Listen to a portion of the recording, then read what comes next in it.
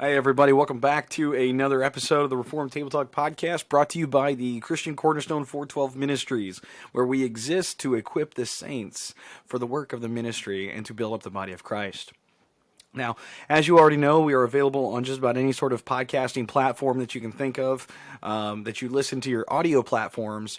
But also, I'm kind of a little bit of a stickler. I'm going to try to get these on YouTube. We do have a YouTube channel, but I've been using our YouTube channel for a different purpose, for building up a collection of the courses. But I was really encouraged by a friend of mine just a couple days ago to start putting these online on YouTube for people to listen to. So this is what I want to try to do for us today. In fact, before we get on to this, I have to get my little timer set up. If you can't tell, based on some previous videos, we actually do have a timer here. We'll just put another one up. But we're using a different platform to record right now. For those of you who are listening to the audio, you might be a little confused as far as some of the things I'd be saying. And likewise, perhaps even some of those who are watching the video as well. The bottom line is, I'm actually trying out a new platform, which is called Riverside.fm. And there's an interesting piece that we're going to share real quick. Just a little bit of a marketing ploy, I guess. I don't get anything out of this. This is just one of the features that they have on their platform. So they've got a couple buttons here, and one of these buttons, well, it says what you're about to hear. I thought that sounded kind of cool. So this is really just a kind of a surprise, spur-of-the-moment podcast, completely off schedule as far as what we're going to be discussing or what we have been discussing in our podcasts. But the reason being is because I want to try to do more. In fact, we're going to try doing at least a minimum of one episode per week. Number one, I like talking. And number two, we want to get some content out for you guys. Number three, obviously, as a ministry, building up the audience, developing content, and so on. And, a bunch of whatever other reasons that you can possibly think of. But this one here is actually unique. Now, I have a couple videos on our YouTube channel answering some questions that I received in the past, and per those, during the time of those recordings, it was actually the previous week, and that's pretty much what we have today. Some questions over the past week that I received. Some of them, I got 3 questions here that I want to share with you guys. This episode itself is just going to be about answering questions. In fact, I actually have something here. Let me share this real quick. Just the other day, last week, I saw this advertisement for these little cards, and I thought they were rather interesting. I was looking them up, and I actually found 2 copies. There's one that's actually called Talking Points, and there's a couple different types. They have some for families, some for couples, some other ones I can't remember, but they also have some for Christians. Don't really know what to expect within these cards. I've opened them, I kind of skimmed through them a little bit, or actually really only the first couple of cards, but I have not really looked at much else. And so I thought these would really interesting thing to add into the podcast, perhaps even still undecided how we're going to do it, either answering a couple of these each episode, or perhaps even once a month, go over these cards. I currently have about, what do we have here? 200 cards in one box, and I think this other box has 100 cards. So we've got quite a few questions in which we can answer. But this first box I have here is called Talking Point, Christian Edition. Let's see if we can't get this on camera here. There we go. Talking Point, Christian Edition. And then we also have Christian Culture, which is a different box by Culture Games. This one has the 100 question box. But I thought it'd be kind of interesting just to kind of go over some of these, to have just kind of a Q&A episode, every once in a while. Just to kind of share some questions that I've personally received. And, we'd actually love to hear more from you guys, from our audience. If you have any questions, either about the ministry, about me personally, or even about the podcast, or the biblical interpretations and so on, you're more than happy to, or we would love to hear from you. And how you can do that, or at least the best way that you can do this, is number one, you can get a hold of us on Facebook, or number two, you can go to our contact page on our website, christiancornerstone.org, and submit a ticket. Now, depending on what the question is, we'll archive it, and people can obviously look it up on our website later on. And I mean, if it's a more personal thing, like if you're dealing with a struggle or something, we're all of these questions that come in, we're not going to give out names or anything. For the sake of your own privacy. So you don't have to be worried about that. If, there's a person, out there named Adam that's struggling with a particular sin, or, I got this girl that I like and I want to ask her out. I don't know if she's the one, blah, blah, blah. So we'll keep these things private for your own personal protection. And, but any sort of question that you come across with, we would love to add this to the archive, with your permission, of course. And also depending on what the question is. So, I'm actually looking at a very small. This platform I'm using is actually odd. I'm seeing myself to be super huge, and I don't know how to adjust that. Okay, there we go. It's a little bit better. So, first off, the questions that I received this past week. Number one, there's actually two questions from an individual I've been mentoring. They shared a question, or they had a question. Excuse me.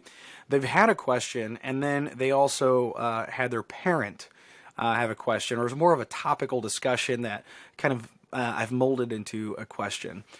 So the first question here is, is marriage just a piece of paper? This is the molding question here. Because the parent is in a relationship, and I asked him out of curiosity, how long have you been with the individual? And there was a little bit of conversation there, but they came in, they said, well, here's the past, blah blah blah. But marriage itself is just a piece of paper. You don't need to have a certificate in order to be married. And honestly, I used to think that, but I think opposite of that now. Now, in the biblical era, and I'm not too fluent on this, I'm not too experienced, so if anybody's listening to this and you actually can give a better or more improved answer, I'd love to hear from you on this. But in the biblical era, they may not have had a marriage ceremony, a marital system, even in the legal aspect that we have today, but they did have a way about going about marriages. In fact, I shared in our episode months or weeks ago about Mary and Joseph. They would have a time. I mean, the parents would come together and say, okay, well, kids, you two are going to marry. And they would have a dowry, of course, usually some sort of flock or gold or whatever currency that they would have used. They'd have those things as a dowry. And then they would perform a ceremony, and they would be legally married. And they were married in all aspects except for that which leads to having children, having family, and which we know as sex. But there was a period of abstinence within the marriage, and there was a reason for that, is to make sure that both parties were pure and even faithful to each other. So there was that period, and then after this period, then they would go ahead and consummate the marriage. But in all legal rights of that time, they were married. So there was a ceremony, and I would presume that there was also a marriage certificate somehow involved as well. And I say that because Jesus Christ talks about, and it's recorded in Deuteronomy as well, about there being a certificate of divorce. And obviously, you would think that if there's a certificate of divorce, then there should be a certificate of marriage. So there was a sort of ceremony that took place and a legal construct that happened as well. They would have a binding certificate of marriage. And then also one of the things that we need to remember here within this concept of, well, marriage is just a piece of paper, you don't need a piece of paper to be married, is there's a negative aspect that we need to consider as well. Because if we take that approach, it's like, okay, well, you don't need this documentation saying that you're married. But then also at the same time, if you take that approach, that gives you the right to go out and be completely unfaithful to the one that you're with. And you can make the argument that, well, we're not married, so I'm allowed to do this. Or, even after that, you can come back and say, if you're still in the whole, it's just a piece of paper mindset, well, we're married. And, the problem is that it really frees us to live our lives how we want to. Now, marriage itself is such a very beautiful thing. In fact, I believe 100% that there needs to be some sort of certificate of marriage because of what it is. Marriage is not just some careless thing, okay, we've been in a relationship for X amount of time. Marriage itself is you committing to the other person. It's you saying, you've been in my life for so long. You've taken care of my family. You've been there for my kids. You've been there for me. You've helped out in various things. You've really shown you're committed, and I've done the same thing for you. And I want this to be a binding declaration. I no longer want to be free, under these, into free to do whatever I want or to leave you whenever I want. I want to show you how much I love you by committing myself to you in a legally binding contract because I love you. And I want to commit myself to you and you alone. So that's something I think we really need to consider with this whole concept of it's just a piece of paper. Now, if you have more to add into that, you're more than welcome to. But another thing is that the body is the temple. This was actually asked in the same people, this individual I'm mentoring, and then also the parent. They were talking about this, and within their conversation, if I remember right, the idea of smoking came up, or at least I used that as an example. I don't think they were specifically talking about it, but and I think that's a really good example because I think that's really where I hear it the most. My body's the temple, and I want to honor God. I don't want to smoke cigarettes. And that's a good mindset. I want to, my body is it's a sacred thing that God has given me, and I don't want to pollute it with those kinds of toxins. That's a good mindset. But the problem with that is if we take that mindset, which it's not wrong, it's not sinful, that we also need to take that excuse or that reasoning and apply it to other things.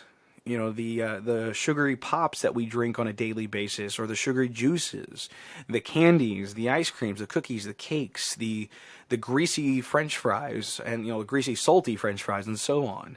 And we need to take that same approach with those as well. So rather than picking and choosing. Now, there are actually two aspects or two passages in the scriptures that talk about the body being a temple.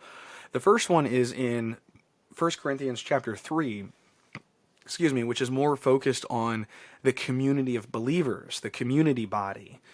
And within that, let me see if I can't pull this up here real quick. Scrolling. No, we're not going to scroll. That's going to take forever. Okay, chapter 3, I believe is what I said. Now, I will have to skim real quick because, okay, here we go.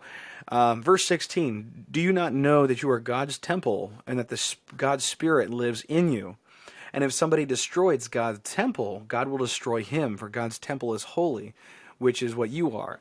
Now, this particular verse is actually referring to the community, the church body. This body is the temple.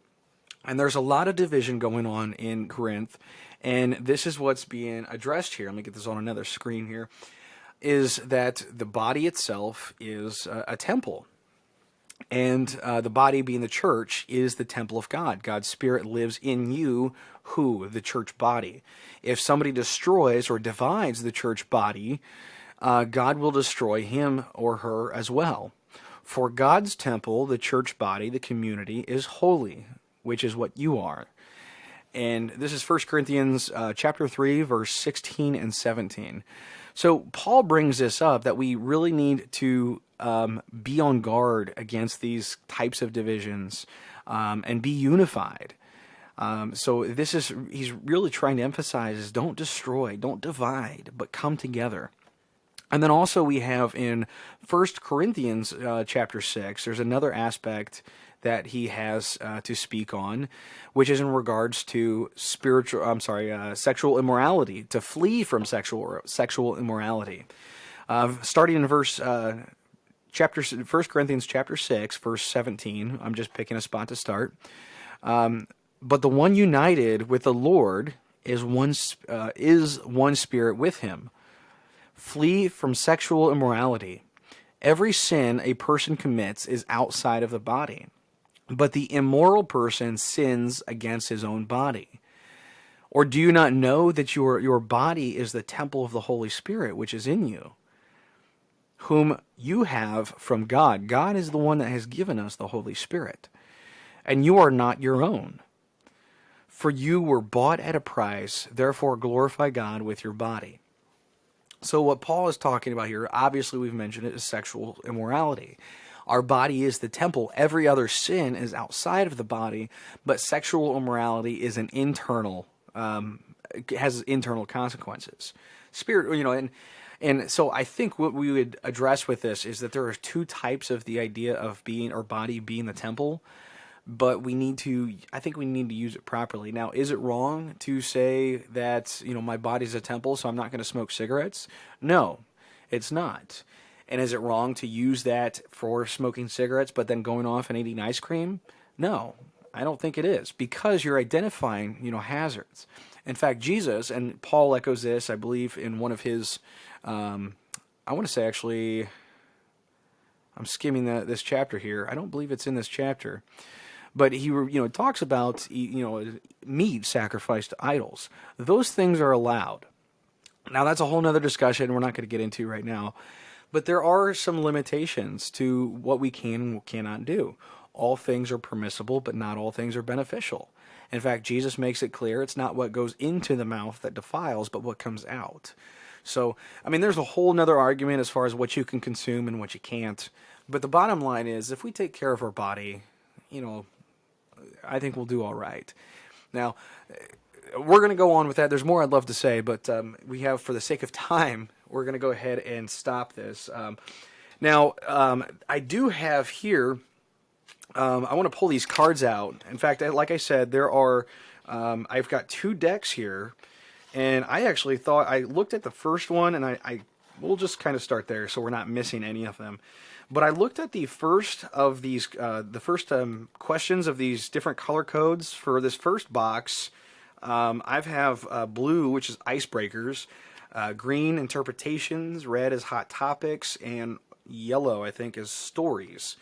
So I want to just kind of, share one of each of these. I think they're kind of cool. I'm going to lay these out in front of me, and then I'm actually going to open up all these boxes here. Or the second box, and stick those in front. We'll try to make this as quick as I can, and I cannot promise anything. I tend to talk, and I like to talk, and oh, that's cool. John MacArthur has a quote on here: "You are the only Bible some unbelievers will ever read." Now, I've actually got a comment to say on that, but for the sake of time, we'll save that for another time. C.S. Lewis, D.L. Moody, and Augustine has a quote on here as well. That is actually pretty cool. So I've got one deck out here in front of me. Let me get this other deck set up. Use cards here. And I don't know what these other cards are labeled as, but I do have, they're color-coded as well. So I'm just going to kind of go with the flow. And they're actually the same colors, ironically.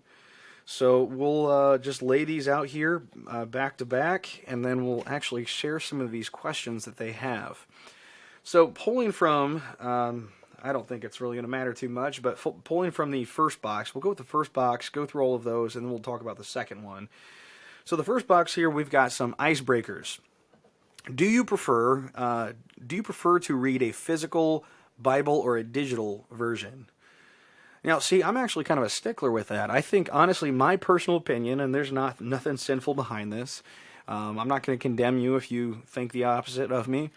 But I think Christians should only have, should only use a hard copy, a physical Bible. at least in their devotional, their devoted reading time, their study time. Now, I've got a couple different Bible apps on my phone. I use them for different purposes. If I don't have my Bible with me or I'm at work, I can do a quick search up, and that's what I use. Or I use a hard copy for my reading, but for quick lookups, I have my phone.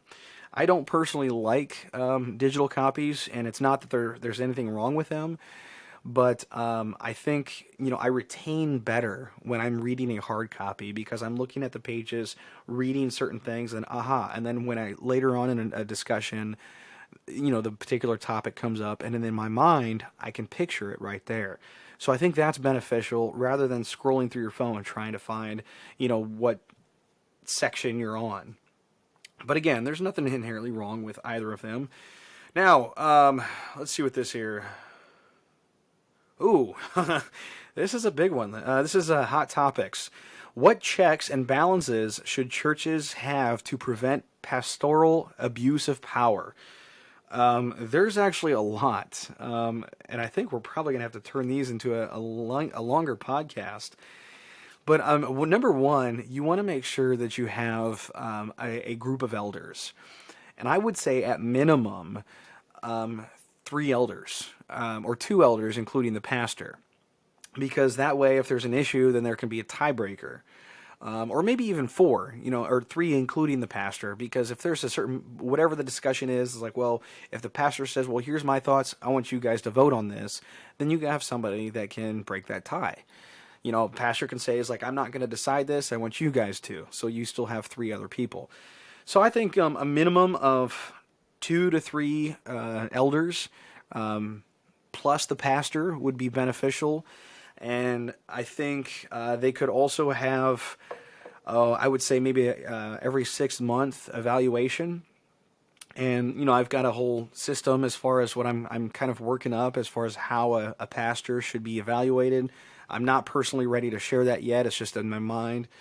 But there are certain things within the passage, within the scriptures that we can use to evaluate these things. I think that would be beneficial. I think checks and balances to prevent pastoral abuse of power. That one's a long one.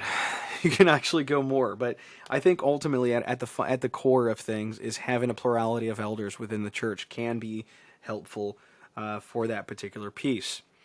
Interpretation. Here's the next card. Does suffering serve a purpose?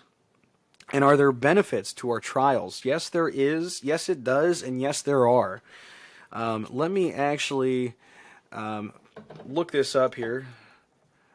I got to get the passage itself. Okay.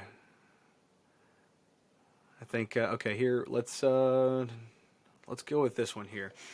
Okay, so in Romans 5, 3 through 5, not only that, but we rejoice in our sufferings, knowing that suffering produces endurance, and endurance produces character, and character produces hope, and hope does not put us to shame because God's love has been poured into our hearts through the Holy Spirit.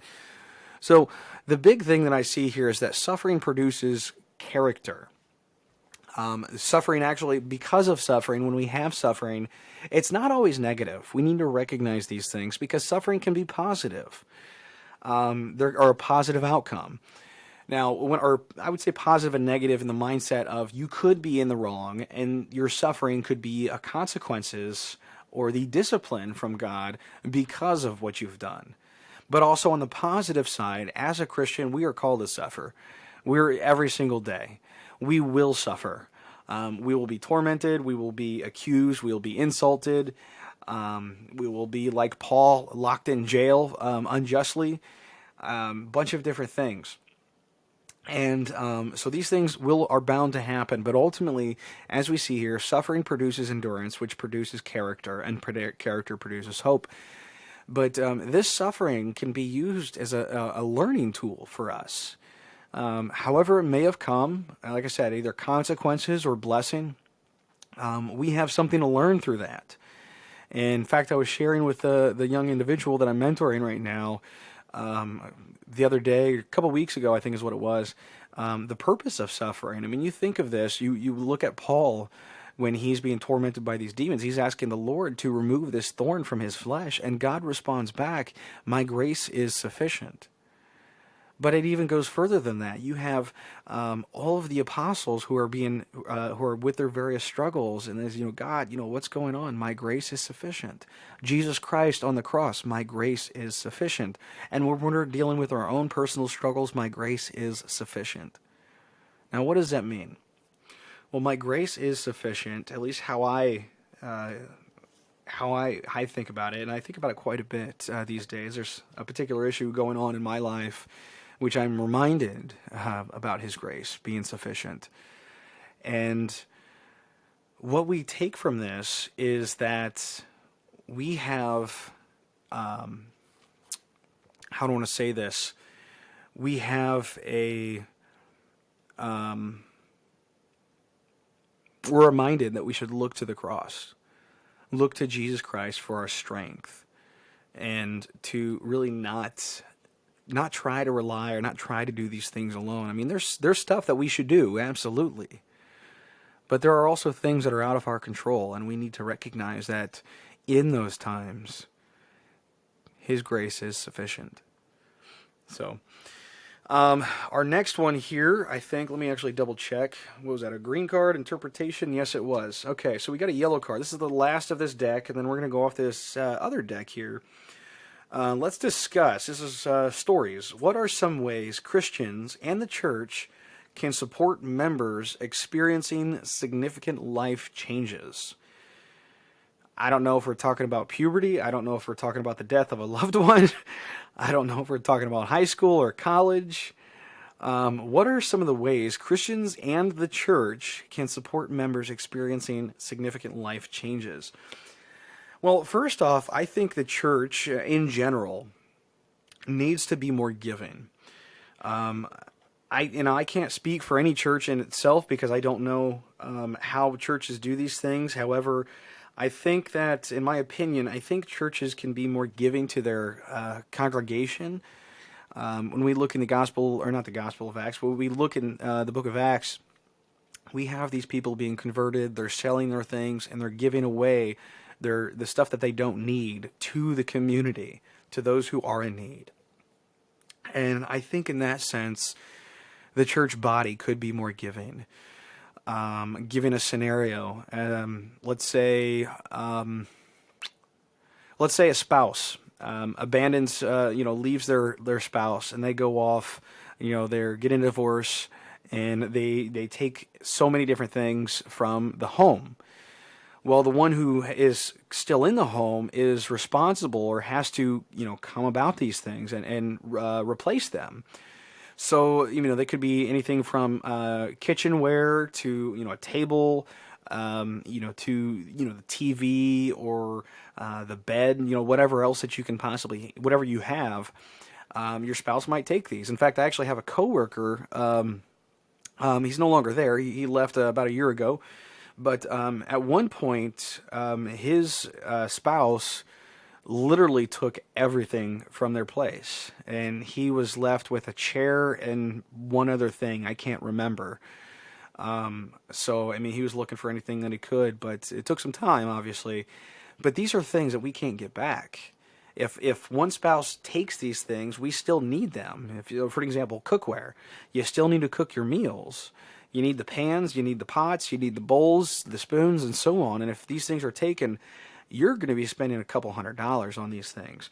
So I think in those situations, we need to have something in place, ready for the church to act. It could be something like that. It could be, your house is burned down and you've literally lost everything, thousands of dollars worth of stuff, your clothing and everything else that comes with it. It could be, my car just broke down and I can't use it. It was perfectly good condition. You just bought the car, and, whatever might have you. And now you've been in a wreck or something's happened that this car is no longer usable. This community of the church can come together to make these things happen. So, and I think, there's a bunch of different scenarios. You could also come in with educational. You have an individual who wants to go to school but can't afford it, seminary, whatever have you, but they can't afford the bill of how much it would cost. And I think in situations like that, it's like, okay, well, if the church itself can affirm your calling, then I personally believe that the church should also help to support this education. And I personally don't think there's any way around it. I think that should, my personal opinion, I think it should be mandatory. But obviously, I'm not going to condemn that for not being, because there's no biblical precedence for it, at least none that comes to my mind. And then, I mean, that's it. That's really all I can think of, and just off the top of my head as some examples. As far as how the church itself can be supportive of others and its members. Love to hear from you what you guys have. Now, let's go ahead and take a quick break, and then we will be right back. All right, so we are back here, and I'm playing around with this. I want to be completely blunt with this. Those of you who are watching the video, you're not going to get a break. Those who are watching the audio, on the other hand, are going to be getting a break, or did get a break. But we're going to try to actually put that break in play for both audio and video. And this will give you a chance to, get some, do whatever you have. Obviously, you could pause. But it also probably give me a chance to go take a drink, which I do not have. So I want to go over this last deck here, and then we can really close up shop. I just thought these were really cool cards, and I really wanted to share these things with you guys. But I have, again, same concept. I do not know what these are labeled as. Let me see if I got a little listing here as far as what these cards represent. I don't have anything. Help. Oh, wait, here we go. Here we go. Oh, nope, that's from the wrong deck. Okay. Looks like I do. Okay, I'm going to be completely honest. I do not know what these color codes are for on this particular box set. So we'll just kind of go with the flow and see what happens. So the first card here, personal beliefs. This is what these are called. Yes, personal beliefs. And what do we have here? Do you think there is... This is the worst question. The worst question that you could read off of one of these cards. I would presume that this question is probably for the youth that are just coming into the Christian faith or know nothing about the Christian faith. I'm not even going to answer this question because the question should be obvious, but here's what the question is. Do you think there is one God, multiple gods, or no God? Why do you believe that? There's one God. There is only one God. And the Bible is enough to tell me that. So let me actually try a different card, because I didn't really care for this one. Oh, this one's kind of interesting. I'm going to keep this short because we did discuss this in a previous podcast. And let me actually look that up real quick to get the title of it for you guys. Because this was actually one that I shared in... I went into detail quite a bit on it. Let's see. Okay. Here's the question, or the episode itself was called, What is a Prophet and the Gift of Prophecy? That was where I really addressed this question, so I'm not going to go too in-depth with it. But the question here is, do you think God speaks to us today? If so, how? Yes, God does speak to us today. And he speaks to us through his written word, the Holy Bible. The Bible itself is the God-inspired, God-breathed, and it is everything that the Lord wants to teach us, wants to give us, to train us up in righteousness. He can speak through other people, as not a direct thing, but to give us a message. He speaks through the preachers in their sermon on Sunday mornings. So he can do that, but primarily, the primary way in which the Lord speaks to us is through his written word. All right, okay, I'm going to have to go through some of these because these questions themselves really seem... Let me kind of jump. Oh, okay, I see what these are. These are theological questions. Okay. What is? Let me. I don't know. Okay. We're probably gonna have to shuffle some of these up because I think they're kind of. Okay. Yeah. So these ones are really theological questions, rather interesting because they actually have verses on them to cite with the answer. And I'm just going to share that. It's got the question, it's got the answer, so I'm going to share that. What is heaven? Now, the answer here for this one is that heaven is a glorious, happy place where the righteous will live with the Lord forever. And it cites Revelation 21, verse 4, and Revelation 22, 1 through 5. I'm going to have to get some reading glasses out next time. But I'm going to play with that one a little bit, see how we can approach that, because I think some of these will kind of catch me off guard, which is fine. Kind of like there, as there are multiple gods. But let's see what we got here. Oh, there's a good one. I'm not going to share these just yet. I'm just kind of jumping through some of these cards. Okay, there's actually some decent cards in that deck. Okay, so this next one here, the world around us, is this category that we have. What do you think oh, wow. Wow. What do you think the Bible teaches about suicide? And how should Christians, or what should your response be as a Christian? That's a deep one. Okay, these cards might be worth keeping. What do you think the Bible teaches about suicide? Well, suicide itself is the murder of self. I believe it is condemned. I don't think there's any justifiable way. I do believe that if somebody commits suicide, I don't believe that they would have truly there's either one, some mental issues going on, or they're truly not a Christian in the first place. There is nothing in the Bible that can show us that a Christian commits suicide.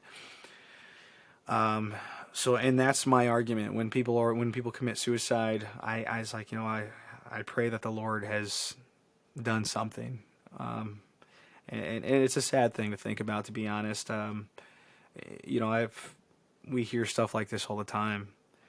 So such and such people have died, they've committed suicide, they've overdosed, whatever it is. And it's always really sad, because there's obviously something that they were struggling with that wasn't handled properly, or wasn't even known about, and they've tried to take the quick way out. So the second question is, what should your response be as a Christian? Well, I think honestly, if we know someone, if we have somebody that's suicidal, we need to talk to them, be with them, care for them, remind them. It's like, hey, if you need to talk, I'm here for you. And even, spend time with them, show them that you care. Don't just text them and say, hey, are you doing okay? Just checking in on you. But actually say, hey, let's go out to the skate rink, or let's go out and watch a movie. Let's go hang out, do something, whatever it is you do. Because this will really show the person who's got these suicidal tendencies that, there are people who care. There is more to life than whatever you're struggling with. And, share the gospel with them, because that's something they need to remember and to realize, is that Jesus Christ loved us so much that he's got something better in mind for the believers. And we all have our sufferings. Just because one person, thinks that this is going to be a way out, because of whatever it is that they're dealing with, there's somebody else out there that has dealt with this or is dealing with this. And, one of the examples I think we could give at this point, if we know somebody who's got suicidal thoughts, is remind them, is like, hey, whatever you're dealing with, we'll get through this together. And then, as you conversate, remind them, is like, once we get through this, think about the impact this will be for your ministry. You can look back in 10, 20 years from now, and you're going to meet somebody that has the same problems. And you can share your story and say, hey, I've had this issue. This is what was going on in my life. But I had people that cared about me that helped me through this. I had people that reminded me of the sovereign Lord that's always there for me, that will never leave me, that will never forsake me.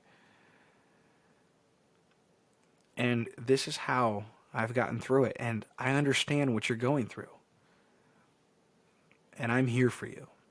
So, I mean, these are some of the things in which we can, some ways in which we can address these things. And I think ultimately any types of suffering it can and is ultimately for the glory of God. Like I said, there's something that I'm currently going through. I wish it would have been in different circumstances, but ultimately all things work for the good of those who love God and are called according to His purpose. And once this obstacle is overcome, then I can use this season of suffering, or the season of suffering. We'll go with that. Use this as a testimony and share with others. In fact, I actually plan on writing a book and developing a course on the particular issue later on. Once we figure out how it ends. So, but these things are really beneficial. Everything that we go through, everything that we struggle with, people have gone through this, and they need their help, or they need our help, and we need theirs. And I got a little something in my eye that's driving me nuts. Okay, there we go. Probably not. All right, okay, yellow is a strain on the eyes.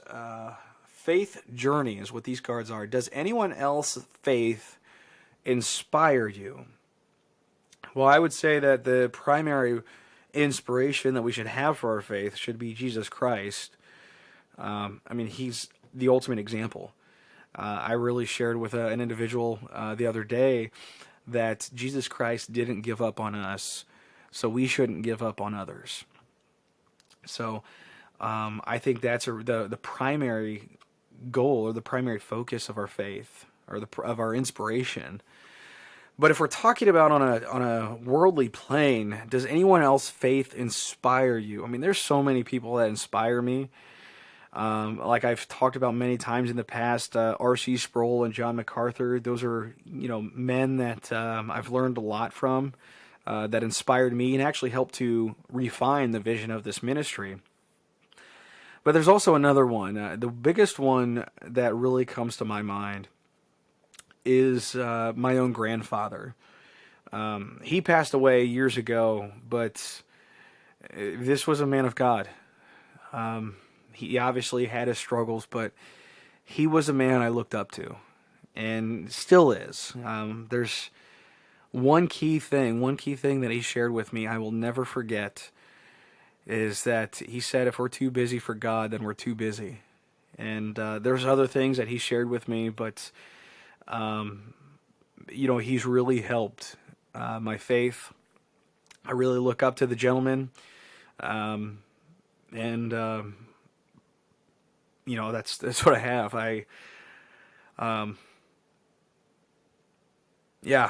That's a touchy one.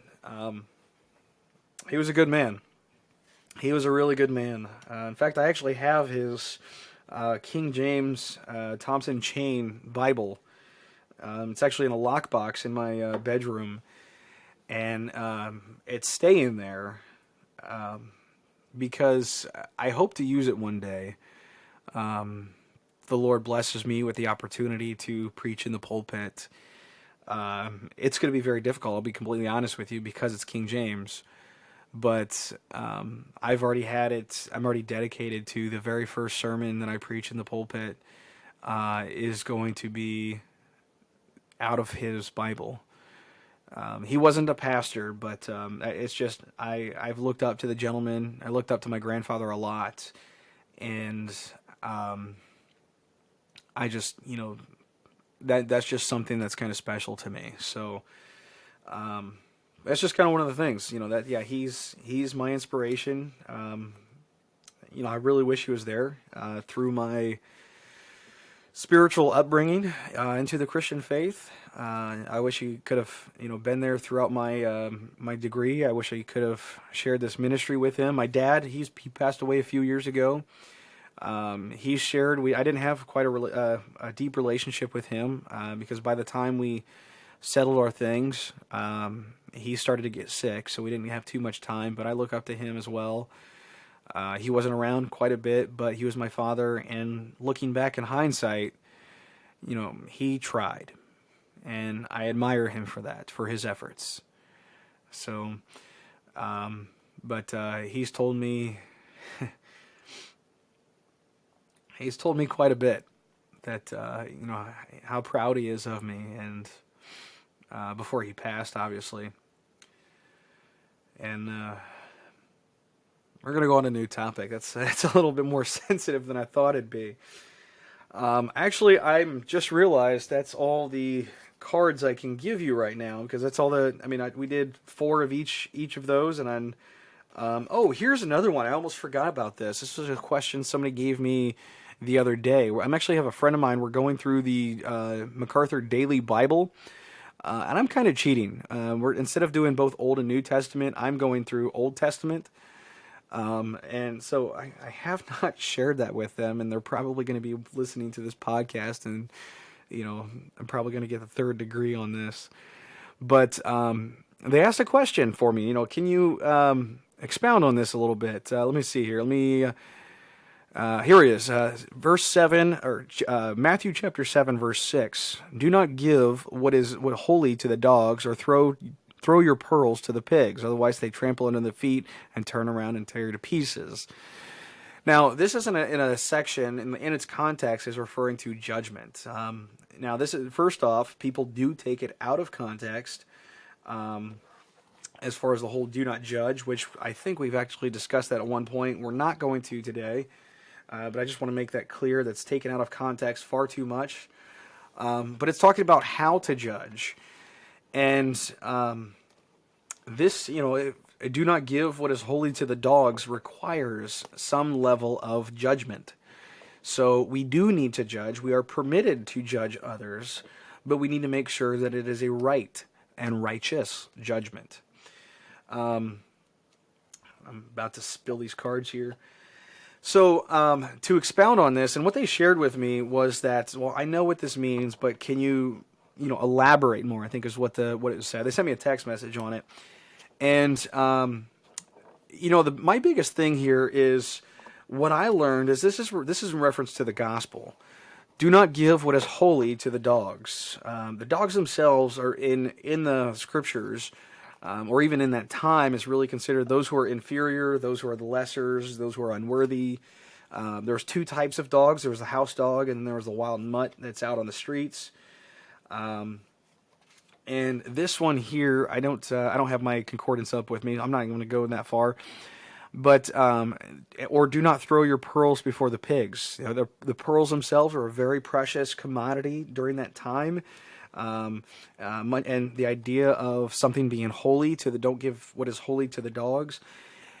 The bottom line here within this passage is if somebody's not going to take it, not going to appreciate the insight, or more specifically the gospel, don't give it to them. Now, there's no person that we should not preach the gospel to.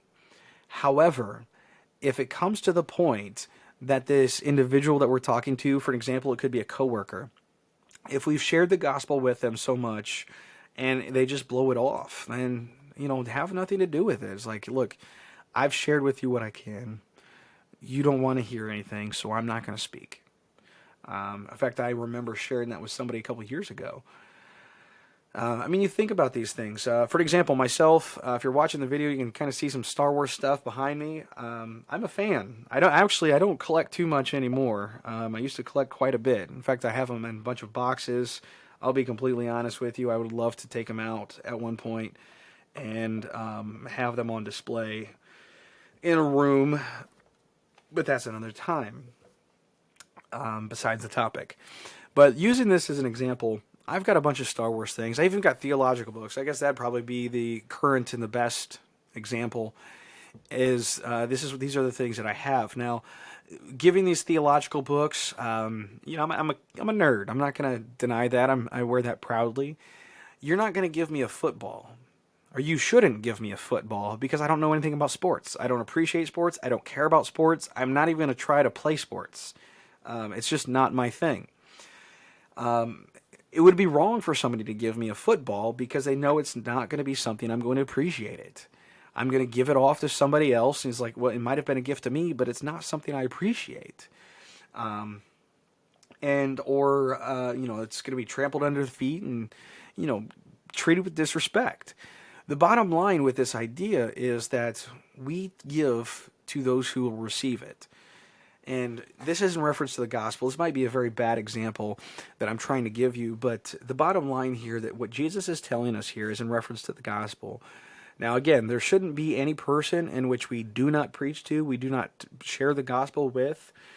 But if we share it so much and they don't even take any of it in, and they're asking the same question over and over and over again, or they're even going to just turn around and mock us, or they might even have a character which they're going to try to antagonize you to give an answer. I used to work with a gentleman like that. These people, don't give them anything. Don't give what is holy to these dogs. Don't give the precious pearls to these pigs, because they're not going to accept it. They're not going to appreciate it. They're not even going to consider it. And that's why even with agnostics who have these questions, these doubters, skeptics, I don't care if they're going to reject it at all. As far as I'm concerned, I'll share anything and everything about the scriptures that I possibly can with you, because you have these questions, you probably have doubts, however it is. But the most that I can personally do is plant the seed and let the Holy Spirit do the work. So, but yes, there needs to come a time in which we just say enough is enough. I've shared what I can. I'm not going to share anymore. So I think that's really a wrap on this particular episode. We are done, and we're about 50 minutes in. But I'm obviously out of questions here. So if you guys actually have any questions, again, if you have any questions about anything, if you want to know anything about the scriptures, if you want to know anything about how the church should function, as we kind of went over with a couple of those cards, if you have a struggle in your personal life, whatever it is, we'd love to hear from you. We'd love to help. Like I said, our job is really to equip the saints for the ministry of the work of the Lord. And with that equipping also comes with mentoring. I really don't have a better word. So we can, if we can guide you, help you in your various struggles, give advice. Now, keep in mind, we're not certified counselors. I'm not a certified counselor. I'm just a man with a Bible and a microphone. So, that's my thoughts on that. So, but I would love to be able to help you out where I can, if I can, and even point you into the right direction to somebody else who may be more qualified. So, without further ado, that is all I have for you guys today. Just a little fun episode. If you have any questions, comments, concerns, conundrums, whatever you have, get a hold of us by going to christiancornerstone.org and contact us there, or you can get a hold of us on our Facebook page at Christian Cornerstone 412 Ministries on Facebook.